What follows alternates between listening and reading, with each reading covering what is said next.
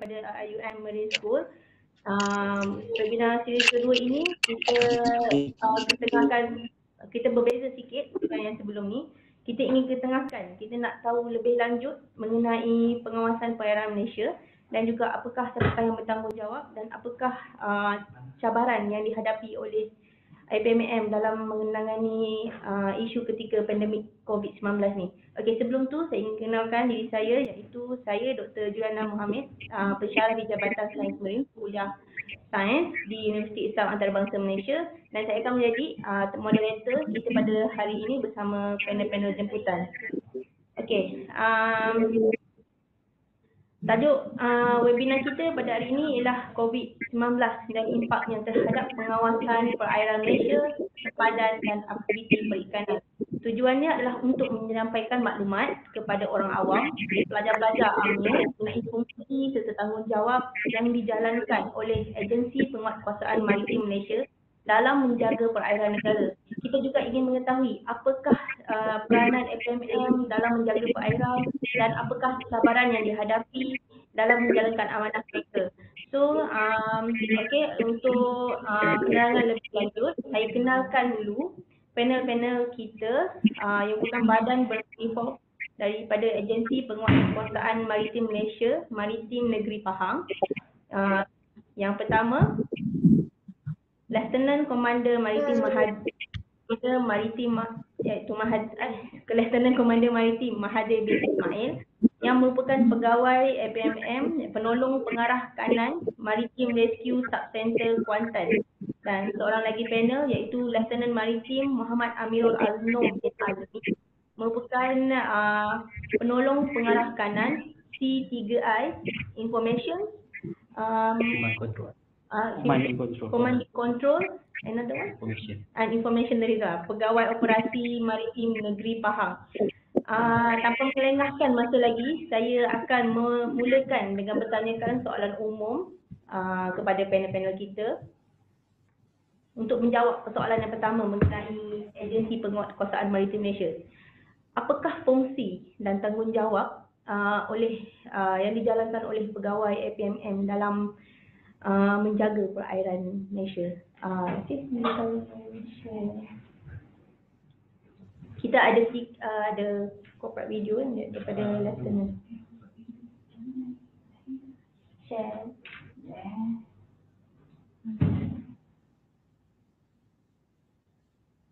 Kena cakap dulu ke nak terus corporate video? Ada slide untuk main slide dulu. Oh, slide dulu, okey. Last kita boleh main corporate video. Sekejap lagi lepas habis. Last sekali. Slide dulu. Slide dulu. Corporate video tu mungkin last sekali. Share lah.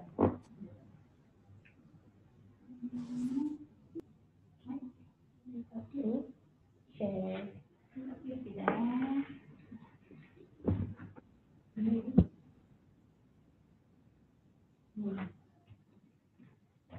Tidak. Nak share. Slide yang pertama. Share slide. Yang ni.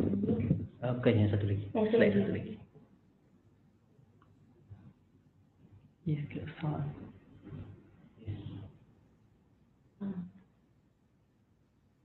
Kita buat ni.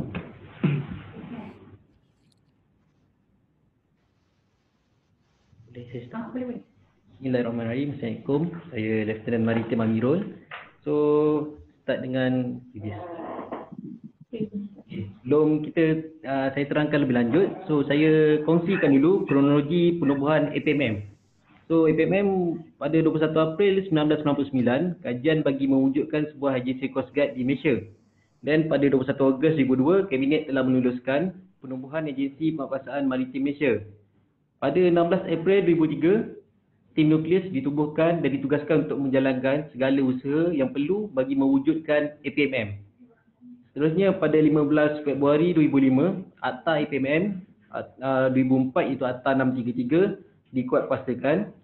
Pada 10 Oktober 2005, Yang Amat Berhormat Datuk Seri Muhammad Najib bin Tun Haji Abdul Razak, Timbalan Perdana Menteri Malaysia merasmikan majlis memperkenalkan APMM. Seterusnya 30 Oktober 2005, APMM memulakan operasi di Zon Maritim Malaysia dan pada 21 Mac 2006 APMM dilancarkan secara rasmi oleh Yang Amat Berhormat Timbalan Perdana Menteri Malaysia. Next.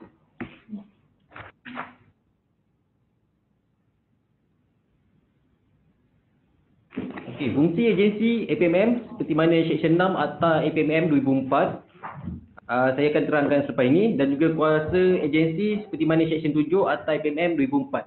Next.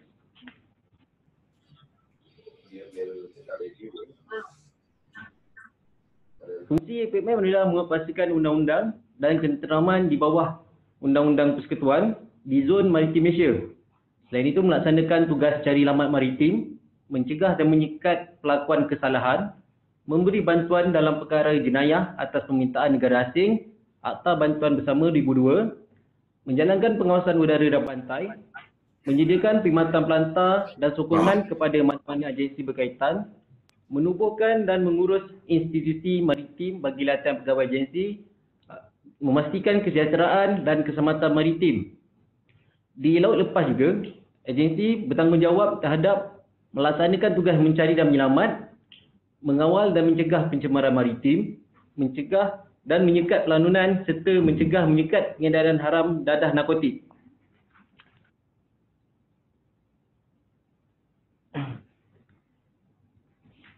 Di bawah Seksyen 17.1 Akta APMM 2004, sekiranya berlaku darurat, krisis khas atau perang, agensi diletakkan di bawah kawalan Angkatan Tentera Malaysia.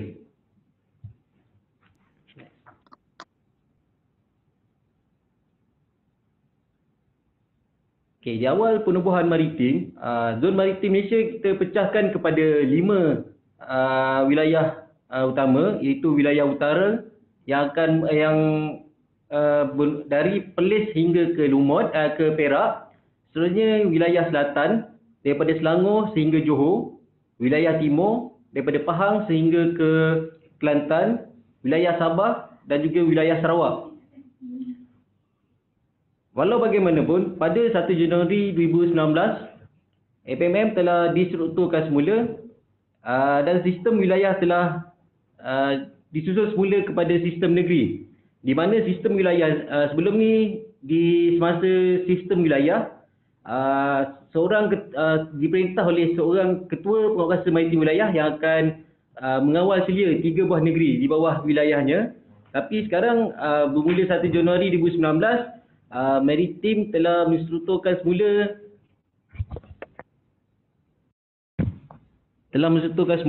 di mana menjadi negeri, di mana setiap negeri ditadbir dan diarah oleh pengarahnya sendiri. Walau bagaimanapun, bagi negeri-negeri yang bersaiz kecil, digabungkan menjadi satu seperti maritim negeri Perlis dan Kedah di bawah satu pengarah, dan juga maritim negeri Melaka dan negeri Sembilan. Saya jawab sampai nombor 2.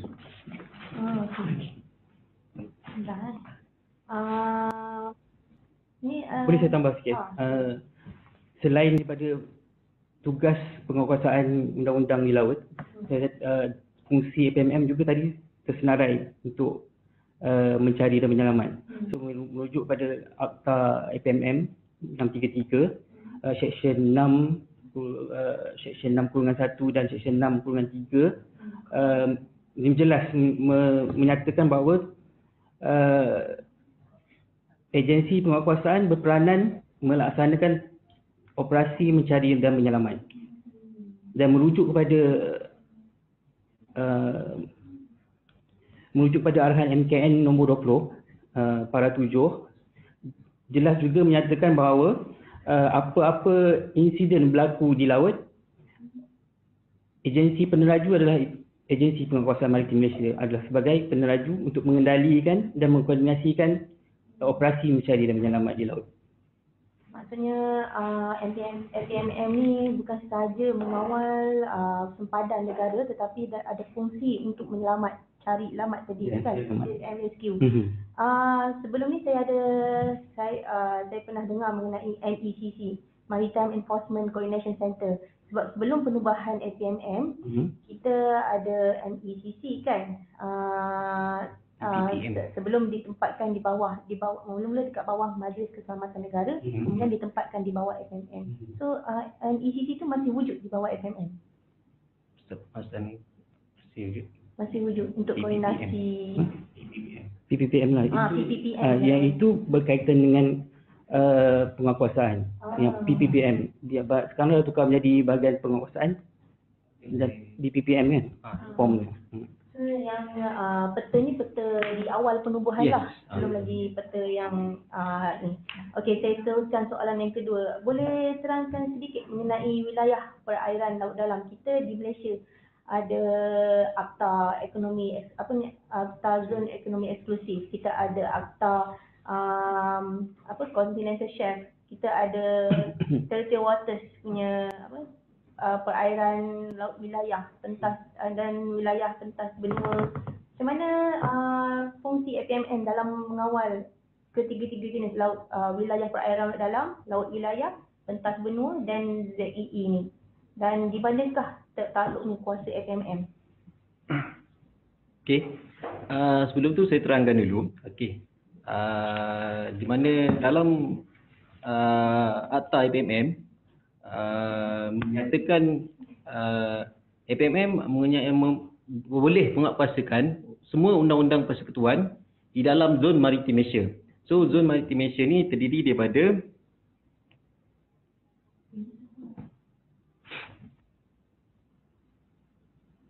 perairan pedalaman, laut wilayah, pelantar benua, zon ekonomi eksklusif dan juga perairan perikanan Malaysia dan termasuk ruang di atas zon itu, maksudnya ruang udara.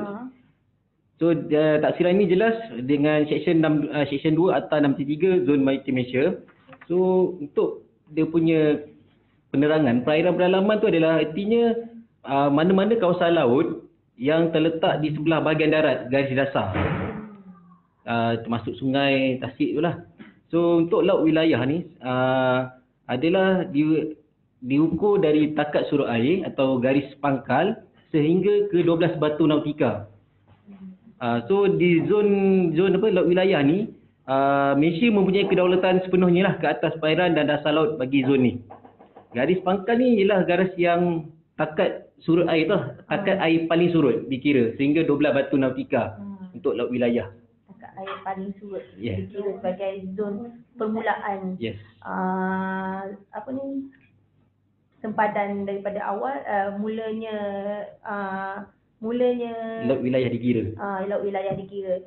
So kalau laut di selepas zon zon eksklusif tu di bawah APMM lagi ke? Bersama dengan negara lain? Untuk yang zon ekonomi eksklusif ni, dia adalah ditentukan mengikut Akta Zon Ekonomi Eksklusif tu ialah had dia 12 batu sehingga 200 batu nautika ataupun lebih kurang 340 km lah. 400. Itu zon yang kita panggil sebagai ZEE, di mana sebuah negara tu dia mempunyai hak khas berkaitan penerokaan dan penggunaan sumber-sumber lautan, termasuklah penghasilan tenaga daripada air ataupun angin. So 12 batu sehingga ke 200 batu nautika dikategorikan sebagai zon ekonomi eksklusif kita. Kita boleh explore kawasan tu sampai yang 200 batu nautika tu lah kan? Betul. So selain daripada APMM ada agensi lain yang terlibat dalam penguatkuasaan undang-undang di kawasan ni? Okey, bagi jabatan dengan agensi lain, penguatkuasa lain lah. So bidang kuasa mereka adalah terbatas sehingga laut wilayah saja. Berdasarkan akta jabatan atau agensi itu sendirilah. So manakala untuk jabatan perikanan, walaupun dia punya hak tu boleh sampai ke ZEE, tapi dia hanya boleh kuatkuasakan akta perikanan dia saja. Akta tu saja. So maksudnya akta yang dimiliki oleh APMM ni sangat eksklusif sebab dia merangkumi semua perairan dan juga segala apa yang terjadi di perairan tersebut adalah di bawah penguatkuasaan APMM. Dan agensi lain hanya membantu setakat mengikut bidang kuasa mereka, tidak keseluruhan seperti APMM. Ya. Ya doktor. Dia semenjak dari awal penubuhan APMM sehingga hari ini hanya APM satu-satunya agensi yang diberi kuasa untuk menguatkuasakan mana-mana undang-undang persekutuan sehingga ke batasan zon ekonomi eksklusif kita 200 batu nautika. Okey. Bagaimana kita dah tahu dah mengenai zon kawasan penguasaan, zon kawasan di mana cari penguasaan maritim perairan Malaysia sampai tahap 200 batu nautika iaitu zon ekonomi eksklusif. Bagaimana kalau aktiviti cari lamat tadi yang disebut, adakah kita juga termasuk menjalankan aktiviti cari lamat di kawasan hanya di bawah national jurisdiction ataupun beyond that? Maksudnya selepas tu kita ada macam mana kita punya fungsi? Untuk mencari dan menyelamat, kawasan pencariannya sama juga dengan operasi punya undang yang sektor operasi tu.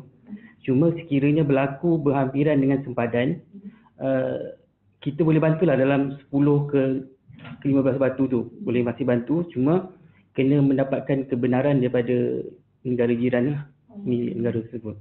15 batu daripada sempadan kita. Macam saya tengok sebelum ni dalam cerita, ada cerita apa tu bagaimana dia menghubungi negara jiran dalam mengejar lanun ataupun orang yang melakukan melakukan kejahatan dekat perairan kita. Kalau kita nak masuk dia punya perairan, kita kena dapatkan izin juga sebelum melakukan tindakan selanjutnya. Okey, saya teruskan kepada soalan seterusnya. Kita dah tahu dah makna, kita dah tahu dah wilayah mana di bawah penguasaan APMM dan fungsi APMM dalam menyelamat dan juga penguasaan. Bagaimana APMM menangani isu pendatang haram yang memasuki perairan negara kita melalui jalan tikus ataupun yang bukan sekadar pendatang haram, tetapi kita ada juga masalah perikanan nelayan asing yang memasuki perairan kita tanpa permit, tanpa lesen yang dibenarkan. Adakah APMM juga menjalankan apa yang dijalankan oleh APMM dalam menangani isu ini? Baik Doktor. So bagi isu nelayan asing ni, pencerobohan nelayan asing khususnya dari Vietnam ni, so pihak APMM khasnya Maritim Negeri Pahang, kita telah mengambil beberapa langkah. Di antaranya kita menugaskan kapal bersaiz besar kelas OPV ataupun offshore petrol vessel, iaitu KM Langkawi dan KM Bekan, yang boleh dioperasikan bagi tempoh yang lama di laut, serta kita dibantu oleh penugasan aset udara dan juga aset daripada maritim negeri lain seperti Johor dan Terengganu yang telah diaturkan, diuruskan oleh ibu pejabat lah. So MM Pahang juga telah menugaskan pegawai dan anggota sebagai Sea Raiding Officer. Kita hantar pegawai dan anggota mengikuti pelayaran kapal TLDM. So untuk dalam usaha kita memperluaskan pemantauan lah di laut. Di samping kita juga buat hibahan di komuniti maritim. So kita minta maklum kepada nelayan-nelayan tempatan kita supaya sampaikan maklumat dengan lebih awal kepada pihak kita. So beberapa operasi bersama dan operasi khas kita dah laksanakan, antaranya Op Khas Naga Barat yang melibatkan kerjasama APMM, TIDM, PDRM melalui pasukan polimerin, Jabatan Migresen, Jabatan Laut dan Jabatan Perikanan sendiri lah. So dengan semua ni membuktikan yang APMM serius dalam menangani isu pencerobohan bot nelayan asing ni. Dia kata APMM bekerjasama dengan agensi lain dalam menangani nelayan asing yang memasuki kawasan perairan negara. Adakah statistik menunjukkan semakin menurun ataupun sebaliknya? Dengan adanya kuat kuasa dan maksudnya itu makin tambah ke, makin sikit ke, mengikut pengalaman data nak menjadi. Based on statistik menaik ke menurun ni, dia sebenarnya macam orang kata musim, dia bermusim. So dia akan banyak bila buat, dia akan bermusim. Nak kata dia naik dan turun tu, dia ada turun dan ada naik. Dia bermusim, dia punya aktiviti pencerobohan. Okey, bot nelayan asing ni adakah dilupuskan ke bagaimana diberikan sahaja ke dirampas ke? Okey. Bagi proses pendakwaan kes tangkapan bot nelayan asing yang kita tangkap ni, biasanya beberapa prosedur kita kena buatlah. Antaranya adalah siasatan awal lah. Antara siasatan awal yang kita lakukan termasuklah kita membuat pengesahan dengan agensi atau jabatan berkaitan dan rakaman percakapan. Lepas tu kita minta pengesahan daripada membuat pengesahan dan juga pemeriksaan dekat bot tu sendiri untuk kita tentukan betul ke tak betul ke spek dia semua tu. So dan kita kumpul bahan bukti, gambar dan video lah. So seterusnya bila setelah mahkamah menjatuhkan hukuman, sama ada tekong dan tu didapati bersalah dan bot disita atau dirampas untuk dilupuskan. So apa yang biasa pihak maritim buatlah, kita menggunakan perkeliling perbendaharaan Malaysia. So kaedah pelupusan di mana dalam tu ada 9 kaedah pelupusan antaranya. So apa yang kita buat ni untuk kes bot yang asing, biasanya kita akan pilih kaedah musnah. Kaedah musnah ni dia ada 2. Satu musnah secara potong pecah. Satu lagi ditenggelamkan sebagai tukun. So untuk nak kaedah musnah pecah, potong pecah ni, kalau bot tu fizikal bot tu yang kita lucut tu, kalau dia sekayu sepenuhnya, kita akan buat potong pecah. Sebab kita kuatiri bila kita tenggelamkan, sebab dia kayu dia akan timbul semula. So bagi kes yang bot yang fizikal dia dibuat daripada kayu tapi disaluti dengan fiber. So yang itu kita akan tenggelamkan, tapi kita akan minta nasihat daripada Jabatan Perikanan lah dekat mana kita nak tenggelamkan sebagai tukun. Okey, dia bukan sesuka hati kita boleh rampas, lepas tu kita nak bakar ke. Kita kena ikut prosedur yang lama untuk nak tentukan pendakwaan sama ada bersalah atau tidak. Betul. Pernah tak ada kes yang kes kita rasa kita tangkap dia waktu tu bersalah tapi tiba-tiba jadi tak bersalah pula sebab ada isu ketika dalam mahkamah ke, ada tak?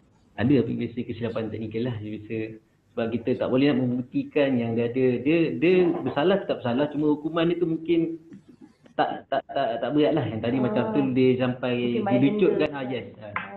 Okey, bukan senang kita nak tentukan, nak buat pendakwaan ke atas mereka kan. Tapi kita punya perairan ni memang besar, luas, 2 kali ganda daripada daratan. Agak susah dan sukar adalah salah satu cabaran dalam menangani isu nelayan asing. Sebab kalau saya ikutkan, tak silap saya, macam Thailand ataupun Vietnam, dia punya kawasan zon ekonomi eksklusif tak sekaya macam kawasan kita. Sebab tu mereka suka masuk kawasan kita. Okey, kita teruskan. Okey, kita ada video korporat daripada SPMM. Kita nak tunjuk sedikit sebelum kita pergi ke isu ke soalan mengenai save and rescue.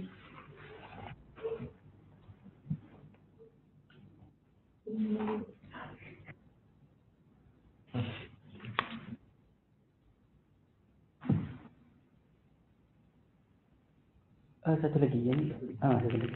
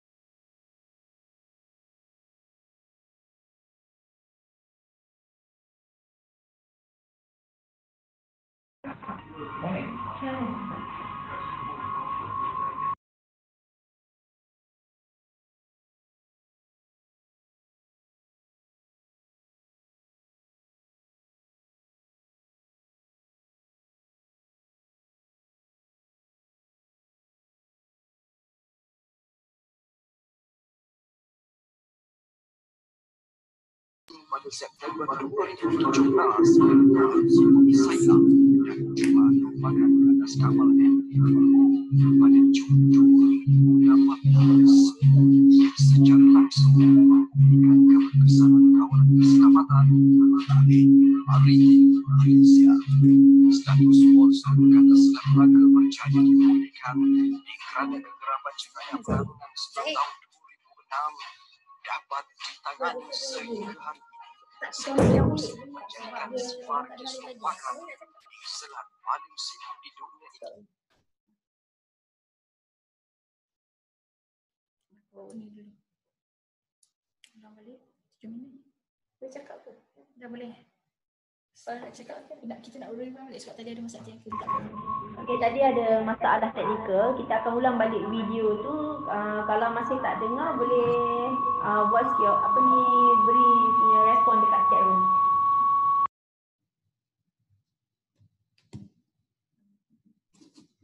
Zainal. Share.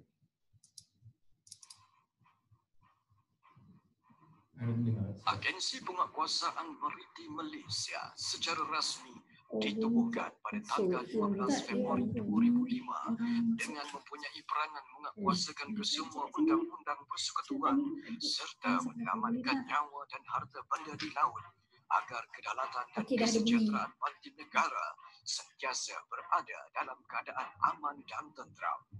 Semenjak penubuhan agensi ini, Maritim Malaysia telah menempuh berbagai pencapaian dalam menjaga kira-kira 614,000 km persegi samudera negara, di mana angka ini adalah 2 kali ganda luas daratan Malaysia.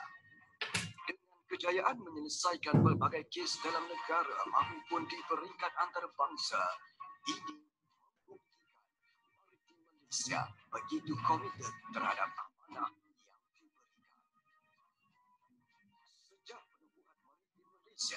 Ia diletakkan di bawah pentadbiran Jabatan Perdana Menteri. Bermula 2 Julai 2018, agensi ini ditempatkan di bawah pentadbiran Kementerian Dalam Negeri seiring dengan fungsinya sebagai sebuah agensi penguatkuasa negara. Kemasukan Maritim Malaysia ke bawah Kementerian Dalam Negeri dapat memperkasakan lagi peranannya dalam memastikan ketenteraman dan keselamatan perairan negara sentiasa terjaga. Sehingga akhir Disember 2018, Maritim Malaysia merekodkan 200,000 penggeledahan dilakukan, manakala lebih 8,000 operasi mencari dan menyelamat dilaksanakan dan lebih 11,000 tangkapan berjaya dibuat atas pelbagai kesalahan jenayah maritim. Bergerak dengan kekuatan 259 aset laut, 8 aset udara dan 14 radar pengawasan, Maritim Malaysia sentiasa mega ancaman keselamatan di zon maritim Malaysia. Pelbagai kes berprofil tinggi seperti rompakan di laut telah berjaya diselesaikan tanpa mengorbankan sebarang nyawa. Antaranya kes rompakan MT Orkim Harmony pada tahun 2014. Kesemua perompak yang melarikan diri ke Vietnam juga turut berjaya diekstradisi ke Malaysia. Seterusnya dikenakan hukuman yang setimpal. Antara lainnya, kejayaan mematahkan cubaan rompakan ke atas sebuah kapal tangki MT MGT-1 yang membawa muatan diesel bernilai hampir 7 juta ringgit di perairan negeri Terengganu pada September 2017 menerusi Op Sailam, dan cubaan rompakan ke atas kapal MT Libo pada Jun 2018. Ia secara langsung membuktikan keberkesanan kawalan keselamatan oleh Maritim Malaysia. Status war zone ke atas Selat Melaka berjaya dipulihkan kerana kegerapan jenayah perlawanan sebelum tahun 2006 dapat ditangani sehingga hari ini, sekaligus menjadikan sifar keserombakan di selat paling sibuk di dunia itu sejak tahun 2012. Indeks jenayah maritim juga mencatatkan peratus penurunan yang ketara pada 2018, iaitu 2,23% berbanding 2016 sebanyak 48,06%. Situasi yang dikejar turut menyumbang kepada peningkatan jumlah kehadiran kapal dagang, sektor pelancongan maritim serta pertambahan kepada sumber hasil laut negara. Pelbagai inisiatif turut dilaksanakan oleh Maritim Malaysia bagi mensejahterakan keamanan dan keselamatan perairan negara. Ianya seperti percubaan rutin antara pengarah maritim negeri dan pengarah zon maritim dengan persatuan nelayan dan komuniti maritim setempat. Ini merupakan perkara yang diutamakan di mana dengan adanya kerjasama strategik yang erat antara Maritim Malaysia dengan komuniti, ianya dapat mengekang pelbagai aktiviti jenayah di laut dengan hasil maklumat yang dikongsikan oleh golongan nelayan. Ini termasuk usaha dan kerjasama yang dilakukan dalam membatras pencerobohan bot nelayan asing yang mencuri hasil laut Malaysia. Bagi perkembangan dan pembangunan kapasiti agensi pula, Kerajaan Malaysia telah mengiktiraf peranan Maritim Malaysia apabila ianya diberi peranan dan tanggungjawab baharu, iaitu bertindak selaku koordinator pengawasan udara di zon maritim Malaysia. Dengan kekuatan 5,000 perjawatan, agensi ini dirajui seorang ketua pengarah dengan dibantu 3 timbalannya, iaitu timbalan ketua pengarah operasi, timbalan ketua pengarah logistik dan timbalan ketua pengarah pengurusan. Maritim Malaysia yang hanya mempunyai 5 wilayah seawal penubuhannya kini beroperasi dengan nafas baharu berkonsepkan 11 negeri, 18 zon dan 5 pos maritim. Secara langsung, struktur perjawatan di Maritim Malaysia turut diperluas dengan pelantikan dan kenaikan pangkat pegawai dan anggotanya. Maritim Malaysia amat mementingkan aspek kemahiran dan kebakaran pegawai dan anggotanya dalam aspek tugasan yang dipertanggungjawabkan. Misalnya, pengiktirafan ke atas pegawai pemerintah kapal wanita pertama negara berjaya mendahului agensi-agensi lain yang berada dalam industri keselamatan negara. Berkasa maritimku, peranan dan keberkesanan Maritim Malaysia telah banyak menyimpan nama Malaysia bukan sahaja dalam negara, malah ke peringkat antarabangsa. Berbagai pihak dari luar negara turut menyatakan hasrat berkolaborasi dan bekerjasama dalam usaha mengekang kegiatan jenayah rentas sempadan. Maritim Malaysia yang berdiri teguh dengan motonya mengawal, melindung, menyelamat akan terus memperkasakan peranannya dalam memastikan kelestarian zon maritim Malaysia terpelihara. Kami serius melaksanakannya. Okey, terlebih saya minta.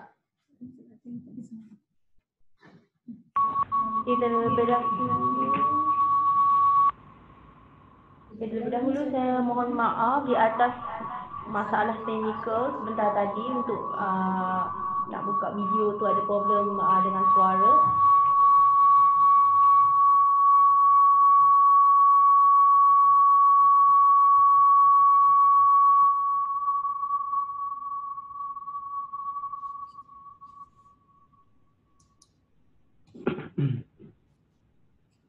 Okey.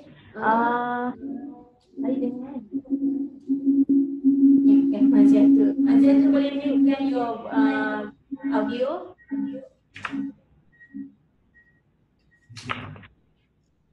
Okey, kita teruskan soal jawab kita dengan panel kita.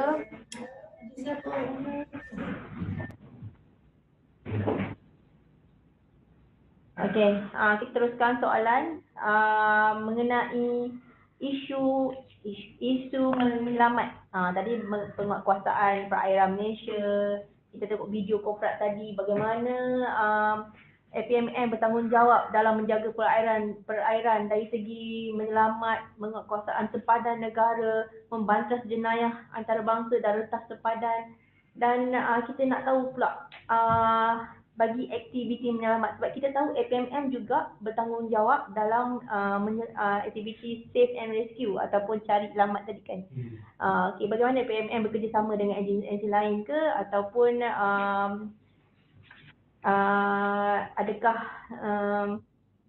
hanya APMM saja yang bertanggungjawab untuk operasi save and rescue ni? Okey, Doktor. Saya jelaskan sedikit berkaitan dengan search and rescue. Tugas cari selamat sebelum ini dilaksanakan oleh Jabatan Laut. So kita agensi telah mengambil alih bermula daripada 6 Jun 2006 daripada Jabatan Laut Malaysia lah. Dan setelah itu agensi telah mewujudkan satu pusat koordinasi dan menyelamat yang dikenali sebagai MRCC, Maritime Rescue Coordination Center, dan 5 buah MRAC iaitu Maritime Rescue Subcenter yang bertempat di Langkawi, Johor, Kuantan, Kuching dan Kota Kinabalu.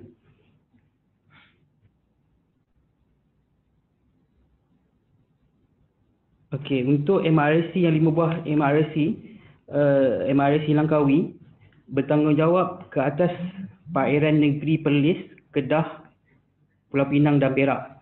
Dan seterusnya untuk MRAC Johor merangkumi perairan negeri Selangor, Melaka, Negeri Sembilan dan Johor. Dan seterusnya untuk MRAC Kuantan bertanggungjawab ke atas 3 buah negeri di pantai timur, iaitu Pahang, Terengganu dan Kelantan.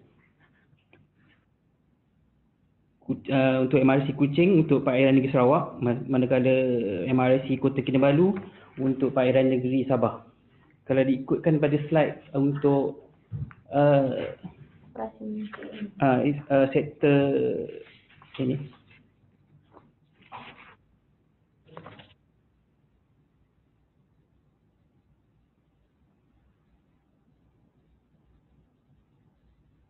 Kalau untuk makluman semua, keluasan cari selamat agensi penguasaan maritim Malaysia. Tapi slide. Next. Okey.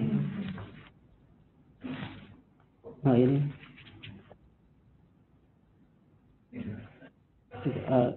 Keluasan untuk kawasan cari selamat APMM ni merangkumi semenanjung Malaysia berjumlah 380,329 km persegi untuk semenanjung Malaysia saja, dan untuk Sabah dan Sarawak berjumlah 514,437 km persegi, dan total kedua-dua semenanjung Sabah dan Sarawak adalah 912,512 km persegi lah.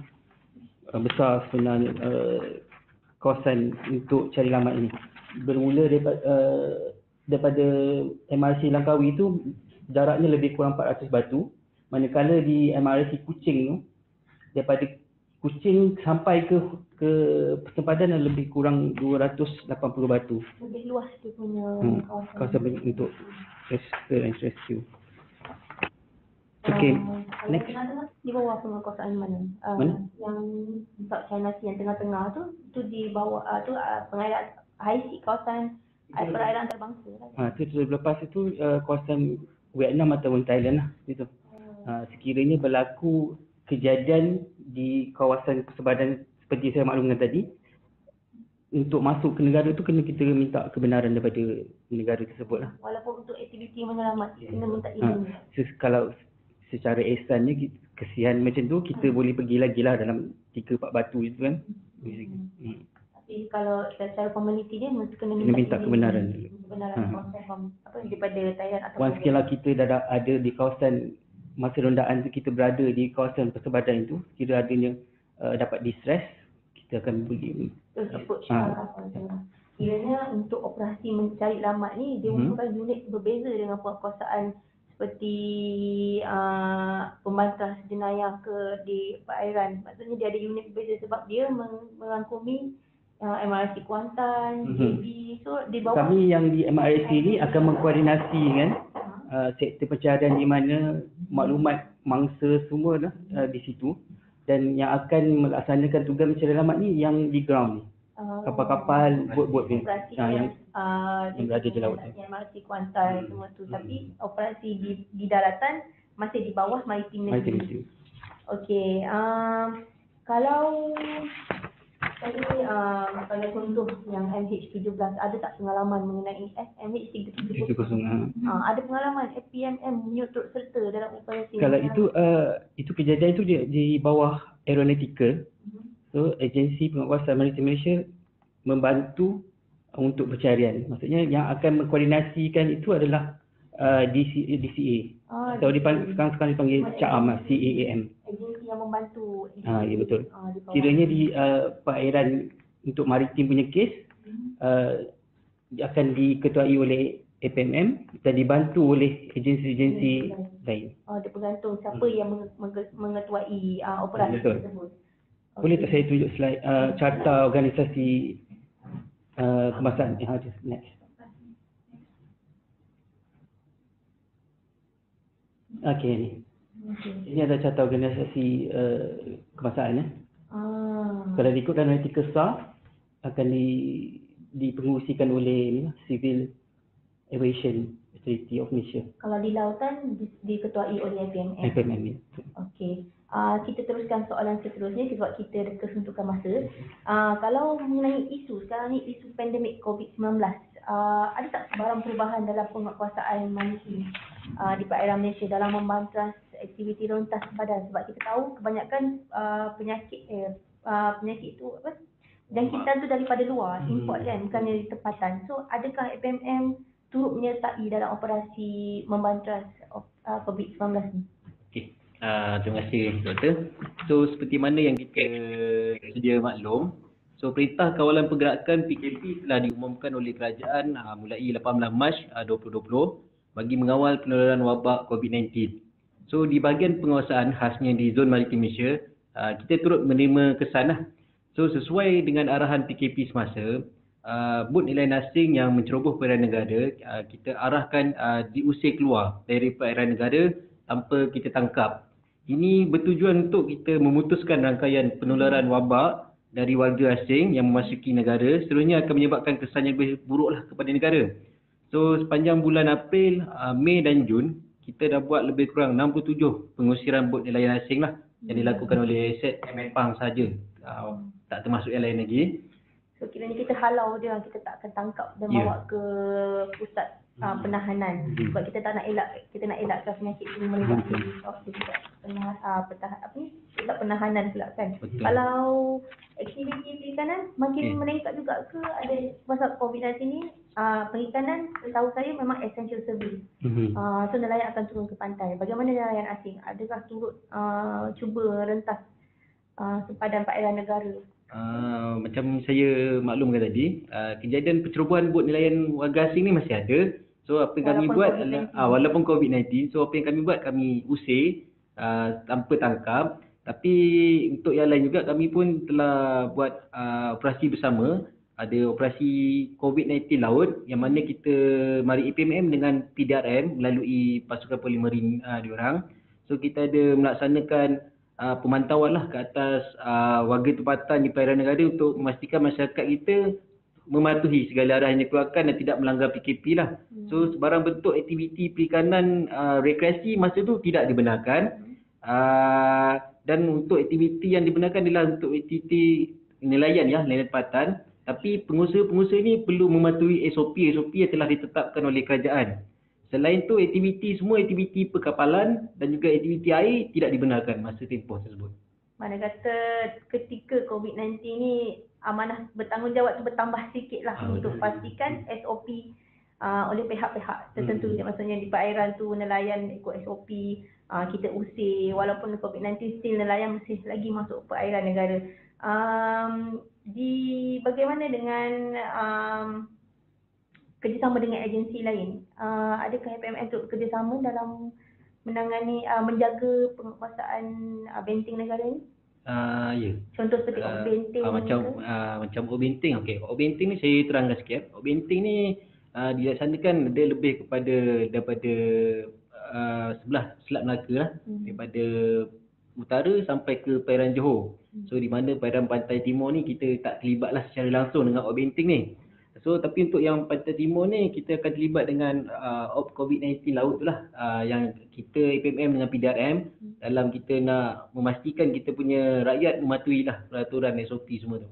So APMM bekerjasama dengan agensi lain dalam melaksanakan ops benteng dan ops COVID-19 laut. Okey, disebabkan kita kesuntukan masa, banyak lagi soalan saya nak tanya dengan APMM sebenarnya, nak kongsi dengan pelajar-pelajar. Tapi sebab kita kesuntukan masa dan kita teruskan yang apa sekarang kita dah tahu dah fungsi dan tanggungjawab pihak APMM sendiri. So saya nak buka soalan pula kepada para pelajar ataupun orang awam yang menyertai sesi webinar Merisco ni. Kalau ada soalan boleh nyatakan, boleh nyatakan nama ataupun apa dah soalan dia, dan kalau susah nak tanya secara direct boleh melalui chat room kita. Okey. Ada satu soalan daripada siapa ni nama dia ni? Nama tidak dinyatakan. Dia menyatakan, adakah tesis kajian berkaitan kelemahan sistem perundangan negara, terutamanya mengenai akta seperti akta imigresen, ordinans perkapalan saudagar yang dilakukan oleh pelajar-pelajar dari LPT hanya sekadar melengkapkan keperluan pengajian? Adakah dipanjangkan pula kepada pihak kementerian untuk maksudnya diambil kira untuk penambahbaikan akta yang sedia ada ni? Baik Doktor, saya jawab secara jujurnya berkenaan dengan tu kami pun tak maklum. So macam mana tesis tu diangkat atau dibentangkan tu pun kami tak tahu setakat mana dia punya level tu sampai. So saya tak boleh nak bagi jawapan yang ni betul. Apa yang saya boleh tepat. komen, sebenarnya tesis kajian ni di bawah dalam kajian, di peringkat kajian pelajar tersebut di bawah universiti. Sebenarnya agak susah bila kita nak bawa hasil kajian ni kepada peringkat kementerian, sebab urusan pembentukan polisi dan akta itu pun mengambil masa yang panjang. Jadi untuk menjawab soalan ni, sebenarnya penghasilan kertas kerja ataupun review publish paper tu yang akan membantu sebenarnya menyampaikan maklumat kepada agensi kerajaan dalam menambahbaikan akta dan polisi yang sedia ada. Okey, kita tak boleh langsung sekali dapat kajian, buat terus buat ubah akta yang sedia ada kan. Kita kena melalui proses yang panjang sebenarnya sebelum akta tu terjadi. Okey, soalan lain? Ada soalan? Please unmute your audio. Please unmute your audio if you want to ask questions kepada panel-panel kita. Saya tanya dulu lah kot kan. Sebab tadi dia cakap tadi yang pasal sempatan bayar negara 12 nak dikemal tu, tak ada orang bagi masika tu daripada takat air paling surut kan. Macam mana pula kalau kawasan tu ditambah? Macam sekarang kita buat isu dia adalah negara kita, orang makin nak tambah untuk tujuan nak besarkan lagi kawasan kan. Jadi adakah dia berubah kawasan dia punya badan dia ke, ataupun dia masih ikut yang lama punya yang belum ditambah tu ke? Okey, dia sebenarnya Doktor, dia garis pangkal ni dia ada satu akta garis pangkal kalau tak salah saya lah. So dalam akta ni dia ada menyatakan ada 3 kaedah macam mana kita nak tentukan takat surut air ni. So salah satu dia adalah dinyatakan garis pangkal ialah garis air surut sepanjang pantai sebagaimana yang ditandakan dalam carta berskala besar. Dan ada 2 lagi, yang tu nanti dia ada dengan terumbu dengan tu maaf saya sebab saya tak apa nak ingat. Ada lagi 2. Salah satu dari kaedah dia kita tengok adalah benda tu dah ditetapkan dalam peta, memang dah ada dah itu. So macam mana dia tambah dekat situ.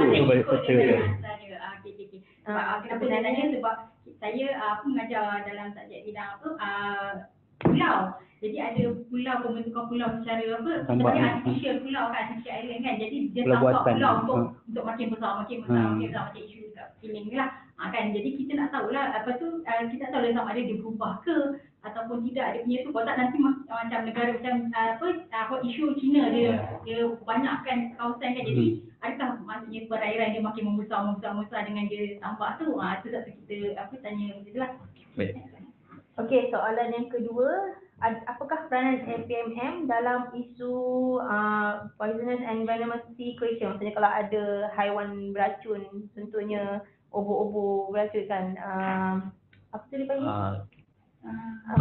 Haiwan beracun daripada laut ni, macam mana? Berbisa apa semua ni, bagaimana? Bukan macam selundup, bukan bukan. yang berbahaya di laut lah. Nak halau pengunjung jangan dekat dengan pantai ke. Main awal ni. Biasanya macam yang kes obor-obor biru tu kan. Yang doktor Mak maksudkan tu. So yang kes tu sebenarnya dia lebih kepada Jabatan Perikanan yang akan buat announcement pasal bahayanya binatang tersebut. So apa yang tugas kami lah, kami akan menyampaikan lah kalau maklumat tu kita dah tahu lokasi tu ada. So kita akan tidak menggalakkan lah orang berkunjung ke di situ. Tapi untuk macam mana nak nak mencegah atau nak ni adalah di bawah Jabatan Perikanan lah. Dia akan tentukan spesies ni apa dia punya ni apa semua ni. Itu di bawah penguasaan perikanan lah untuk memberi maklumat, menyampaikan maklumat kepada orang awam. Kita PPM hanya memberi membantu dalam penguatkuasaan, membantu Department Perikanan ni. Okey, soalan yang ketiga daripada Syaznurin, pelajar Sains Marine UIA. Selain perondaan berjadual, apakah alternatif lain untuk mengesan pencerobohan kapal tidak berdaftar di perairan Malaysia? Kita boleh detect dengan device ada ataupun dia kalau ikut kita ada banyak, antara yang software yang biasa orang pakai yang free, Marine Traffic. Dia ada Marine Traffic, dia antara software yang free, ada yang software berbayar. Biasanya yang berbayar ni lebih tepat lah. So dia punya delay macam lokasi semasa tu mungkin bukan 2 jam. Kadang-kadang yang macam Marine Traffic ni yang biasa kita boleh masukkan nama kapal kita. Itu pun kapal yang dia on dia punya sistem, dia panggil automatic AIS dia panggil AIS. So kalau dia on GPS dia tu kita boleh detect lah. Yes, tu biasanya cara tu kita buat juga. Kita ada macam-macam lah. Ada yang INAV, nama sistem-sistem ni lah.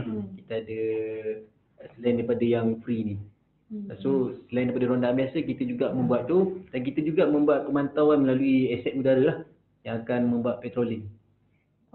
So maknanya kalau dia on GPS ni, kalau dia macam orang panggil lanon macam tu, kita boleh detect juga. Lanon sekiranya takkan on GPS. Tak ada, kita akan kesan kapal saja, vessel tu saja. Tapi kalau macam yang lanon ni, sekiranya ataupun kapal tu dalam kecemasan, dia ada satu button dipanggil distress signal. So kalau kapal tu tekan button tu, so Tuan Mahathir punya part akan terima. So dekat dari situ kita akan lokasi dia. So yang pertama kita akan, biasa kalau distress tu naik, kita akan hantar aset untuk pantau lah apa sebenarnya kecemasan yang dia sedang hadapi. Okey. Ni ada pandangan daripada Firdaus 83 ni, dia kata pandangan saya walaupun pesisiran pantai ditambak, kita masih lagi mengikut pewartaan yang asal. Untuk Malaysia kita masih ikut peta 1979. Peta baru Malaysia tu yang tu peta baru. Itulah peta baru Malaysia kan. Okey, soalan daripada Dr. Zaini Mustafa. Bagaimana dengan aktiviti penyelidikan di laut seperti pengambilan data dan sampel? Adakah dibenarkan? Setahu saya dalam UNCLOS kita ada satu clause yang mengatakan the coastal state tu boleh buat marine scientific research di perairan negara maksudnya di bawah di perairan yang bukan national jurisdiction. So adakah di bawah APMM ke yang bagi kebenaran memasuki perairan ke bagaimana? Maksud soalan tu kalau ada company luar nak buat kajian di kawasan ni. Biasanya kita company ni biasanya dia satu company yang organisasi terancang. So dia akan ada makluman kepada pihak kita, Wisma Putra. So dia biasanya dia takkan masuk tu. Sebab bila sebuah kapal dia masuk Malaysia tanpa pemakluman, dia dah kisahlah. Dikira haram, kapal haram memasuki. So dia macam ada satu tu pelantar benua. Dia ada yang Akta Pelantar Benua, di mana Akta Pelantar Benua ni menyatakan dasar laut ataupun bawah tanah, yang bawah laut ni adalah hak kita, tapi dia lebih kepada macam petroleum punya itulah. So pakai atas pantai benua tu. Kalau dari yang tempatan ni macam universiti tempatan ataupun syarikat-syarikat konsultasi tempatan yang dia nak buat kajian yang kawasan laut, jadi dia masih perlu minta izin ke ataupun dia sebenarnya dia boleh je pergi bila-bila masa pengalaman saya sebelum ni UMT masa di Terengganu, dia ada hantar satu surat yang pemakluman. Jabatan Laut pun dia maklumkan. Contoh macam UMT tu dia nak buat lebih kepada perikanan punya ni lah, dia nak tengok kita punya ni. So ada surat-surat tu semua tu, dia maklumkan kita supaya kalau in case jadi apa-apa pun orang dia ada kat situ, dia sedang buat tu. Apatah lagi kalau yang luar dan lagilah yang kena makluman. Sebab dalam makluman. akta pun dah terletak, dia dah mention that mana-mana kapal yang terdapat permit daripada negara yang dia nak masuki dikira sebagai illegal vessel kan, kalau masuki kawasan perairan. Ada soalan lain tak? Ada lagi. Ada satu soalan, jika tadi daripada Sister Fatimah Rus, jika tadi kapal yang dirampas akan dihapuskan atau dijadikan tukun tenggelam, bagaimana pula barang yang dirampas, terutama barang dagangan tidak berbahaya macam gamat atau hasil tangkapan dari kapal yang terlarang, akan digunakan pakai oleh Malaysia atau macam mana? Lelong ke? Sebagai contohlah, bot ikan. Dia dapat tangkap ikan, hasil tangkapan laut lah. Then dalam kapal tu sendiri ada diesel, minyak tu. So apa yang kita buat, bila kita tangkapan kita akan lelong benda ni semua. So hasil lelong tu, sekiranya kes tu bot tu menang. So kita akan pulangkan balik. Bukan kita pulangkan ikan, sebab ikan ni dia lama-lama dia akan jadi baja, dia akan kembangkan baru lah. So apa yang kita buat, lepas tangkapan ni first kita akan buat lelongan lah. Termasuk dengan minyak diesel dia, termasuk dengan dia punya hasil tangkapan laut tu lah. Kalau katakan dia tak menang, duit tu akan pergi ke kita punya treasure apa, kewangan jadi dia. So kalau dia menang, kita akan pulangkan balik. Berapa lama tempoh selepas yang daripada ditangkap dan nak pergi lelong tu? Biasanya Okey. Itu sebenarnya tu, lelong ni hanya yang ikan lah. Dia lain yang barang exhibit ni lain. Macam ikan ni tangkap tu kita buat lama. Sebab ikan tu makin lama dia cepat. Lebih-lebih lagi kalau kapal laut dalam betul. Ikan Tapi kalau untuk exhibit macam kami pernah tangkap rokok, kita ada pusat pelupusan di Geping yang sampah Terengganu. Oh, kita Jarangah. Jabur.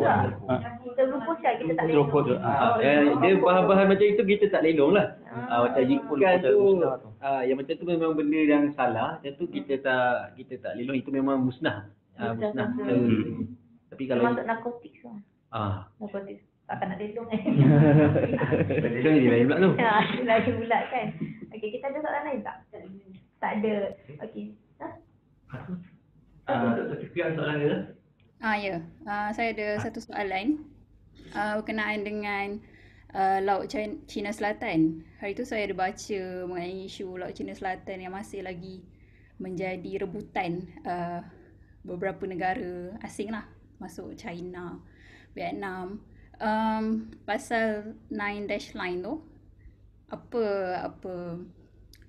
maksudnya peranan APMM dalam maksud dia macam China Sea. Saya explainkan APMM dulu. 9 line tu, 9 line tu sebenarnya daripada history China pula. Apa dipanggil dinasti Zhang, tak silap saya. Dia jadikan sebagai bukti persepadan dia. Kalau daripada APMM sendiri, adakah apa komen APMM mengenai isu China yang cuba buat penambakan naval base dekat kawasan pulau layang-layang, tak silap saya kan, dekat Shoal sebenarnya. itu kawasan EEZ lagi kan? Ni pandangan saya lah, tak mewakili saya punya agensi. Sebab apa yang China buat sekarang ni, sebab kalau kita tengok negara lain pun ada pertindihan dengan Malaysia. Cuma tindakan China ni agresif. So tu yang dia jadi buah mulut semua. Sedangkan kita dengan Vietnam sendiri pun ada pertindihan. So tapi kita tak adalah tindakan agresif macam China ni lah. So untuk jawab tu saya pun tak arif sangat macam tu nak jawab soalan Profesor tadi. So takut ada boleh bantu. Kalau kat situ ada operasi SAR. Masih lagi operasi SAR, tapi operasi undaan untuk penguasaan masih lagi lah. Masih ada. yang Dipanggil Kalau sama- ikutkan sektor rondaan kita tu, operasi tu masih sama lagi lah. kat situ kawasan grey area kan, Hmm. pilihan kawasan pertikaian di antara betul. Filipina, Malaysia, Indonesia kan. So maksudnya China dengan tanpa bersalah terus tampak apa yang APMM buat sekarang, termasuk tiada sekalian, kami tetap meneruskan rondaan. So bila berselisih dengan orang tu macam tak boleh macam tu je lah. Tak boleh nak So, halau. kita bukannya kita tak tu, kita masih lagi tunjukkan kehadiran kita dekat kawasan yang dituntut, menandakan itu adalah kawasan kita. Tapi dia tak adalah bom macam dia halau nelayan Filipina kan, dia bom ke nelayan Tak ada. dengan Malaysia. Dia masih lagi mengembangkan diplomasi antara negara. Aset kita masih lagi membuat rondaan, termasuk TDM di kawasan yang Hangat ni lah. yang hangat tu. Kita masih mempertahankan juga lah. Kita tak adalah serahkan serah begitu saja. Okey, ada soalan lain tak? Daripada audiens kita, Okey, ini soalan terakhir. Saya minta maaf sebab ini soalan terakhir, kita dah melepasi waktu yang dibenarkan lah sebenarnya. Okey, kalau ada soalan lain selepas ini, tak apa, awak boleh email dan kita akan ajukan kepada Lieutenant Commander dan juga Lieutenant Amirul, Commander Mahathir dan Lieutenant Amirul. Soalan terakhir? ada daripada komen daripada Hanin, Malaysia tidak iktiraf 9-9 kerana tidak selaras dengan UNCLOS. Itu saya tak sure. Itu dalam ICJ lah. Okey. Keputusan daripada ICJ tak mengiktiraf. Tapi China Lagi Pertahankan benda tu lah. pun ada nama China, dia claim dia dia kata punya. dia lebih berhak sebab landas dan Okey, last ya. Adakah APMM bersetuju dalam isu tuntut atau pencerobohan negara asing ke dalam perairan Malaysia hendaklah mendapatkan arahan daripada kerajaan atau kementerian yang berkaitan? Maksud dia setuju atau tidak tu dah? Confuse sikit Kita lah ada dia. pencerobohan daripada ni, daripada luar kan, Asing. ataupun tuntutan daripada pencerobohan orang asing ni. Adakah kita APMM dia kena tunggu dulu apa-apa persetujuan ataupun arahan daripada biasanya antara kementerian negara. ataupun APMM sendiri yang boleh buat Decision. buat decision. Ada Rasa diplomasi antara negara. apabila aset kami meronda ataupun kami dapat maklumat contoh ada pencerobohan daripada pengawal asing ataupun vessel asing, so apa tindakan kami biasanya kami akan buat laporan rasmi dia melalui satu surat ke HQ dan ibu pejabat akan menghantar tu ke embassy negara-negara yang sepatutnya. So kita tak nak tak nak timbulkan apa-apa robok kita tak nak. So apa yang kita boleh buat, kita akan cuba usir dia keluar negara kita, kita akan cuba communicate dan memaklumkan dia telah memasuki perairan kita. So dalam masa sama kita akan buatlah surat tu memaklumkan aset apa-apa yang telah masuk dan kita akan maklumkan ibu jabat akan melalui Wisma Putra lah untuk hantar ke embassy. So kalau dia tetap berkeras macam tu macam China tu, so kita buat hal kita macam dia pun tapi tak nak ada konflik apa-apalah, kita tak nak menjadi penyebab. Sebab kita ada persetujuan. APMM hanya bagi makluman, dia cuma maklumkan sahajalah kepada kerajaan atau kepada agensi ataupun kepada ni lah, dan semua tadi itulah. Betul. Tindakan apa-apa memang semuanya hasil daripada APMM sendiri. Maksudnya dia macam APMM yang tentukan apa benda yang nak kena buat semua, dan APMM cuma yang kepada yang di tempat-tempat lain tu cuma APMM maklumkan saja supaya diorang tahu tentang isu tu. betul. Okey, itu sahaja soalan yang dibenarkan. Sebenarnya kita dah melebihi masa. Terima kasih saya ucapkan. Apa yang saya rangkumkan, boleh rangkumkan daripada temu bual kita pada hari ini, fungsi APMM tersebut. Sebelum ni, kalau sebelum penubuhan APMM, kita tak ada satu koordinasi ataupun coastal guard tersendiri yang dalam mengawasi perairan negara. Kita ada bermacam-macam agensi tapi limitation dari segi kawasan penguatkuasaan. So bila tertubuhnya APMM ni pada tahun 2005 bersama Akta mereka sendiri, maknanya penguatkuasaan tu lebih tegas lagi dalam menjaga perairan negara, dan kita dapat menjaga bukan setakat perairan negara dan juga sumber-sumber asli yang terdapat di perairan kita. Dan saya rasa APMM sangat komited dengan tugas dalam menjalankan tugas dan menjaga sempadan lebih-lebih ketika pandemik COVID-19 ni. Okey, apa yang saya boleh katakan, saya mengucapkan ribuan terima kasih kepada panel Lieutenant Commander Maritim Mahathir dan juga Lieutenant Maritim Amirul kerana sudi bersama kami meluangkan masa menjawab segala persoalan daripada saya dan juga daripada pelajar-pelajar dan orang awam yang menyertai temu bual kita webinar IIUM School pada hari ini. Sesungguhnya yang baik itu daripada Allah, yang buruk itu daripada kami. Saya mengucapkan terima kasih dan saya tutup webinar kita dengan surah Al-Asr dan tasbih kafarah.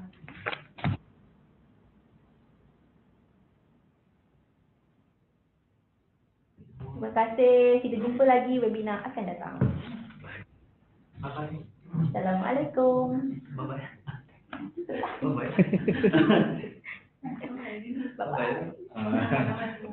Tonton nak tengok muka kau dia. Ya.